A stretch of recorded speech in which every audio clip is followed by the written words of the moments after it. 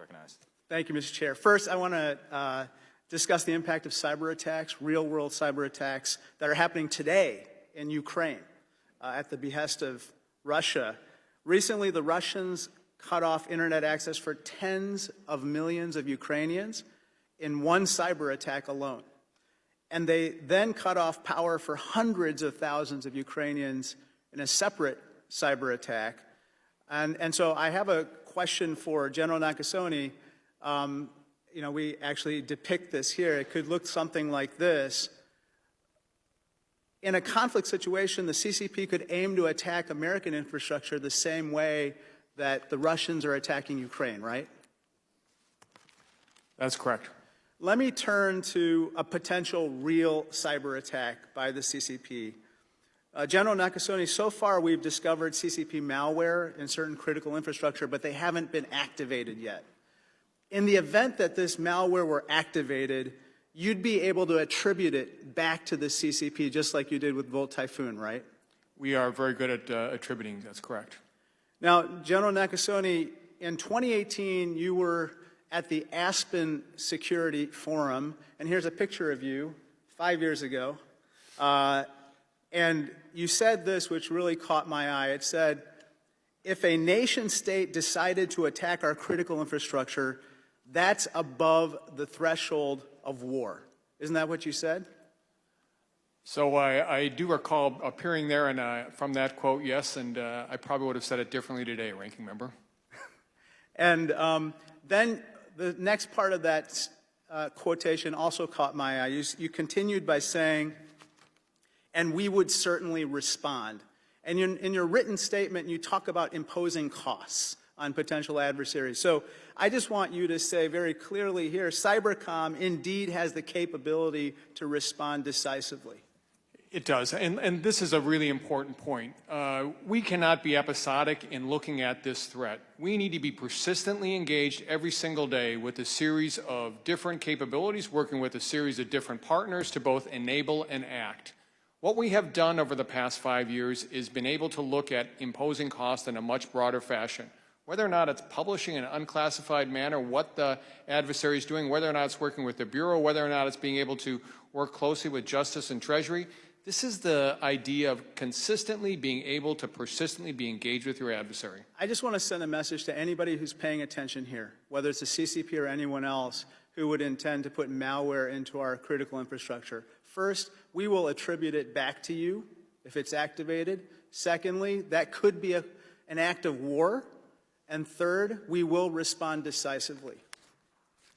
Let me move to another topic, and I'd like to touch on TikTok as well, Director Wray. The TikTok CEO came to Capitol Hill and said a couple of things that I'd like to get your response on. One is he said that our data privacy concerns with regard to TikTok are not unique compared to other companies like Facebook and X, or otherwise known as Twitter. I personally agree that other social media apps have various data privacy concerns, but the key difference is that unlike TikTok, they're not owned by a company beholden to the CCP. And I just want to get your reaction to that. I presume that you agree that TikTok is unique in the sense that it's owned by a company beholden to the CCP. Well, it's certainly unique by compared to Western companies, which are by their very nature not beholden to Western governments. And what makes TikTok so challenging is, and therefore so risky from a national security perspective, is that we're talking about a government in the Chinese government that has over and over and over again demonstrated contempt for the rule of law and international norms.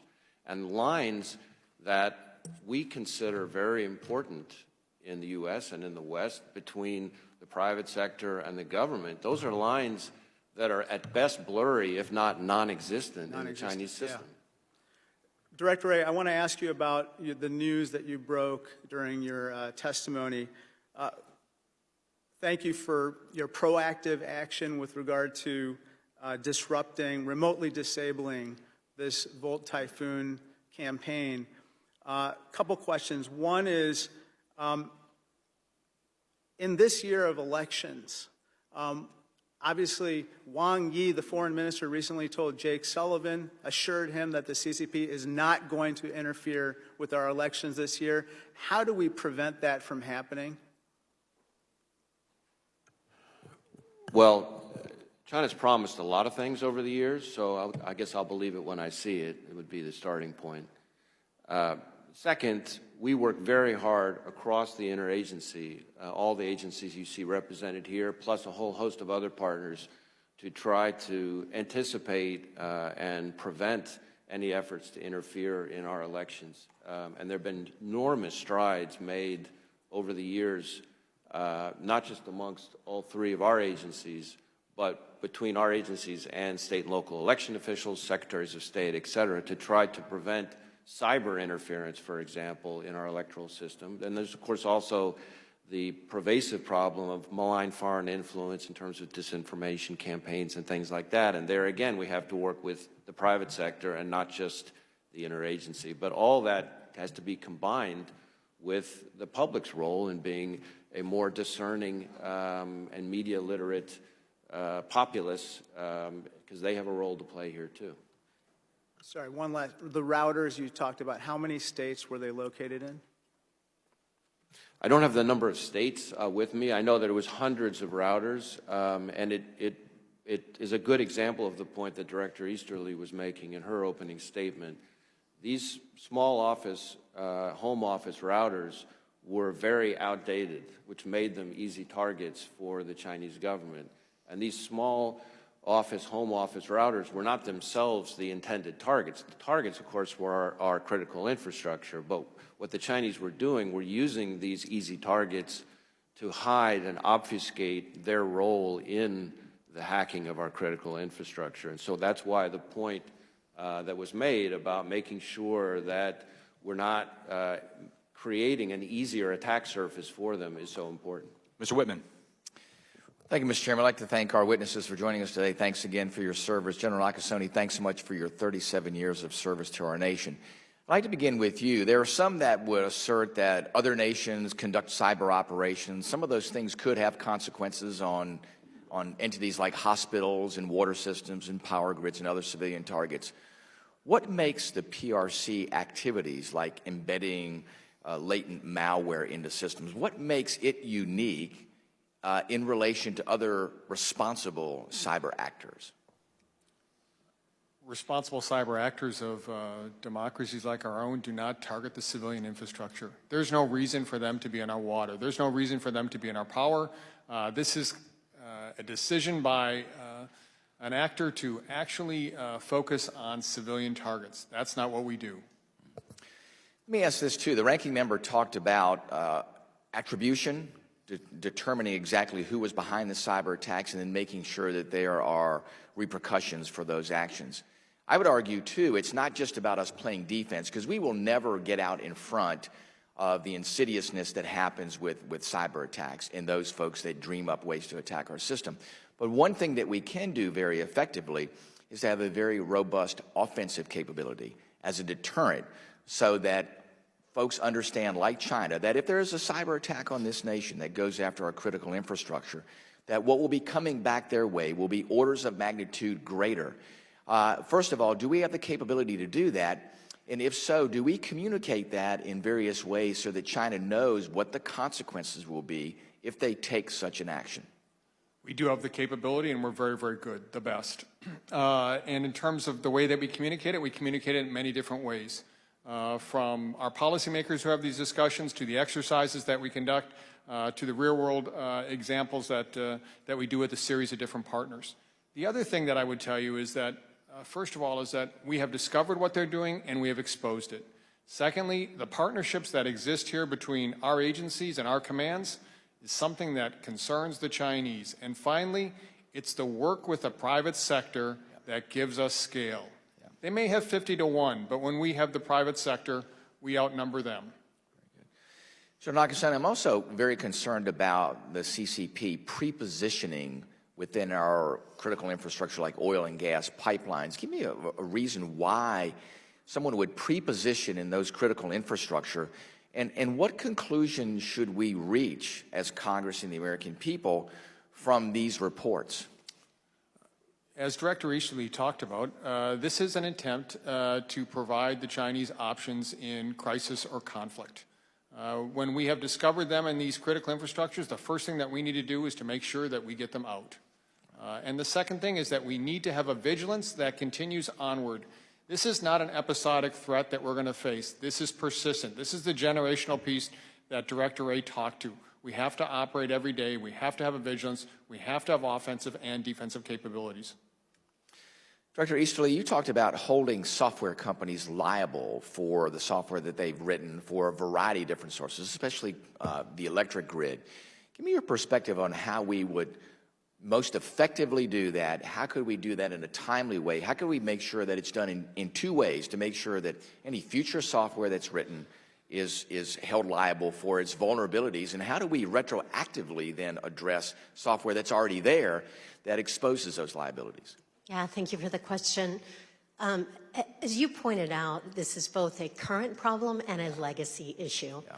What is critical is that we start now to develop a regime, and this was part of the National Cyber Strategy, that can actually hold software makers liable for creating defective technology. Because frankly, I believe if we had something like that and that was put in place at the dawn of the internet and when software was developed, we would not be in a world where the internet's full of malware and software is rife with vulnerabilities. So we need a software liability regime that's based on a measurable standard of care, but also safe harbor for those software developers who do responsibly innovate by prioritizing security, not speed to market, not cool features. So that's really important and a place where Congress could be incredibly helpful. We also have been working directly with industry.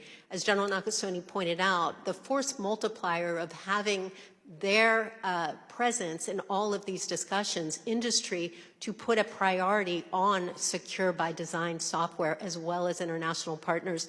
The last thing that I'd say is we need to ensure that individual consumers are also aware that they need to be asking for products that are secure by design and not defective. We are making things too easy for our adversaries.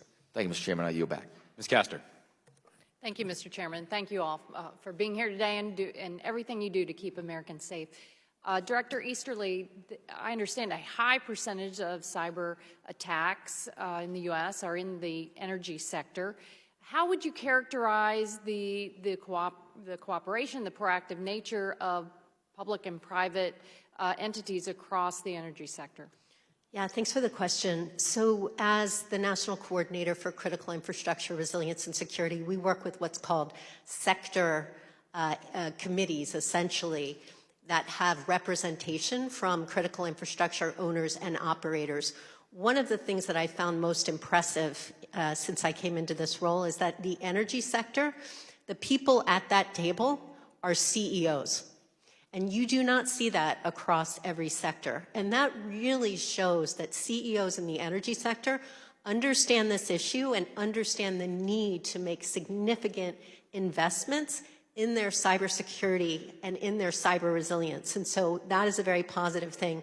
We have catalyzed very good working relationships across the sector and, of course, with the Department of Energy and CSER, which handles all of their cyber work, to ensure that energy companies understand the threat. We did this very aggressively around the Russian invasion of Ukraine as part of our Shields Up campaign, but importantly, understand the steps that they need to take to reduce risk to our energy grid. And the grid across the country is an aging and often in many places it's decrepit, and there's a lot of innovation going on. There are a lot of new clean energy sources coming online. There's innovation in distributed systems. I think of after Hurricane Ian hit Southwest Florida, the subdivision, the neighborhood that had a distributed system that didn't go off grid. They had backup power. Is there are you thinking ahead, working with Department of Energy on how to build those more resilient systems where you're not as dependent on volatile fuel sources, you're thinking about the cyber attacks, but also long-term resiliency. How is that working, and do you have any recommendations for Congress on that? Yeah, absolutely. And in fact, that is the key word.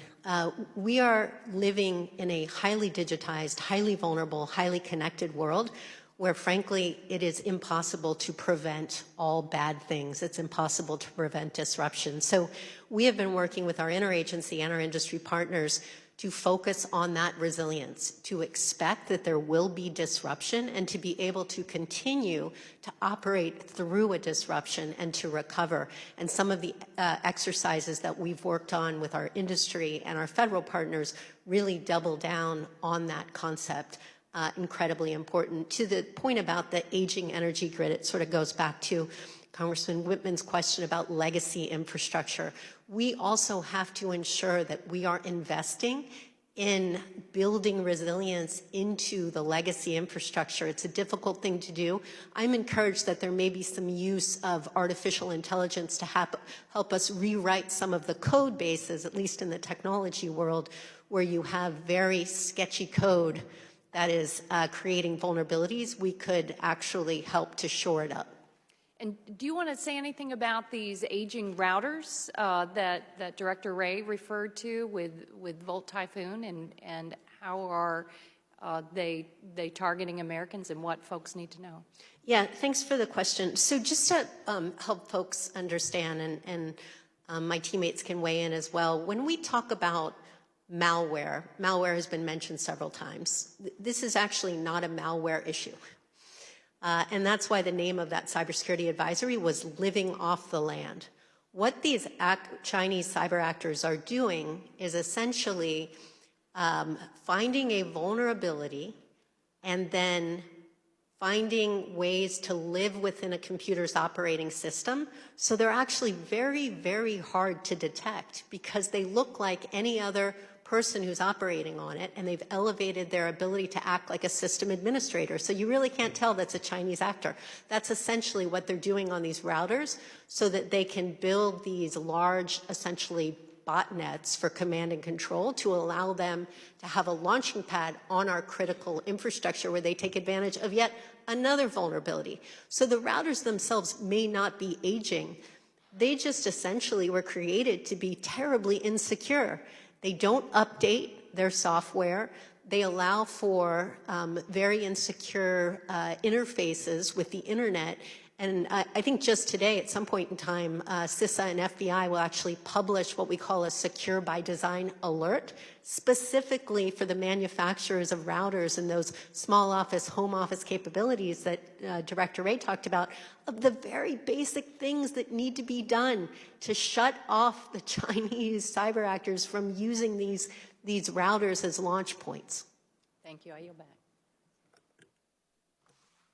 Mr. Newhouse. Thank you, Mr. Chairman. Let me also express my thanks to each and every one of you for your dedication to keeping our country as safe as possible. As you all know, there's an election coming up this year.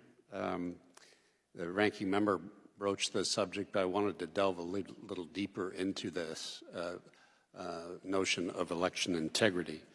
You know, over the past year, we as a committee, we've heard from a lot of different experts. It's good to see you again, Dr. Easterly, on many of the emerging trends that we've been seeing in advanced technologies that are being used in misinformation campaigns. We've got deep fakes, AI, all kinds of social media and algorithmic types of warfare.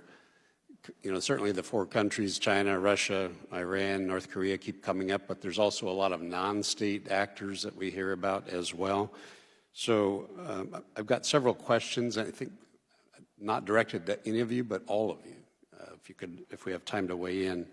So given the, what I would call ever-expanding nature of advanced technologies and all of these non-state actors' capabilities, what concerns you most about U.S. election integrity and the possibility of future election interference? Importantly for us to hear also, to adapt to these kinds of changing conditions, what policies should we consider amending, and which programs do you rely on in particular for resources? The General mentioned this. Should the government expand its role in the public-private partnerships? And all of this, how does this all occur without infringing on the First Amendment, the right to free speech, and also each state's constitutional free and equal elections clause? And then just for people listening to this hearing, what gives you confidence and faith that in our ability to ensure free and fair elections? So I'll start with you, General Nakasone.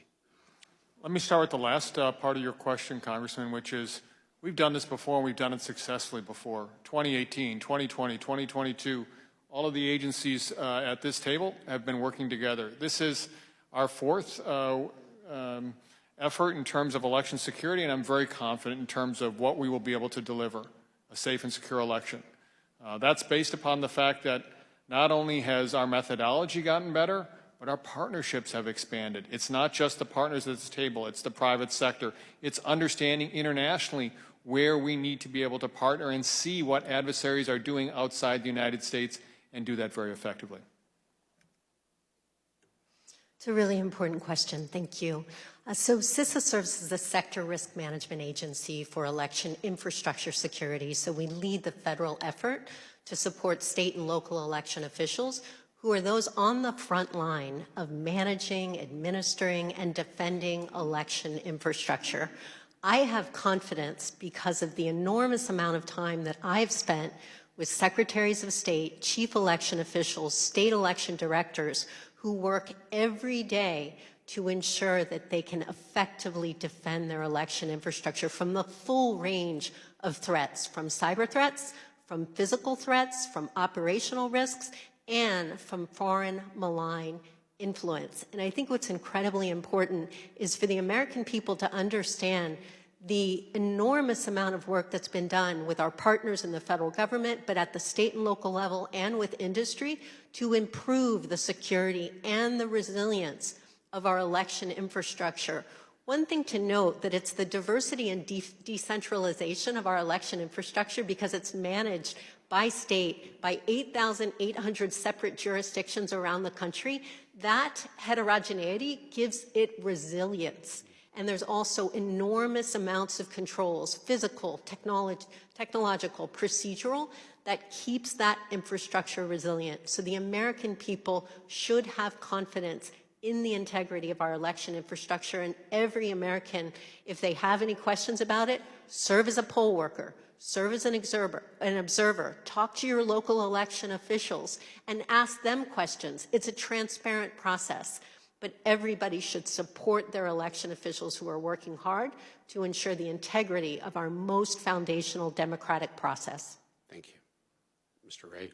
Well, I would second the remarks of both of my colleagues. I will just add, in terms of things that we're concerned about, you alluded to the role of deep fakes. Obviously, AI will enhance some of the same information warfare that we've seen from our foreign adversaries for quite some time. We're also concerned about the ways in which misinformation, disinformation warfare, if you will, from a foreign adversary and cyber attacks can work in tandem. And I think, for example, about the Iranians' effort in the fall of 2020 that Director Ratcliffe and I did a public announcement about, where you had a cyber intrusion that was not as effective as the Iranians might have wanted others to think it was, but they had built sort of a disinformation campaign on top of it. We were able to expose it and largely render it ineffective, working with all of our partners up here. But that's the kind of thing that I think we will see more of. So what am I confident in? I'm confident in my partners. Americans can be confident in our election system and our democracy, but I am also mindful of the fact that our adversaries are getting more and more sophisticated, and that there are more and more foreign adversaries who want to get in on this game. Thank you, gentleman's time has expired. Mr. Moulton. Thank you, Mr. Chairman.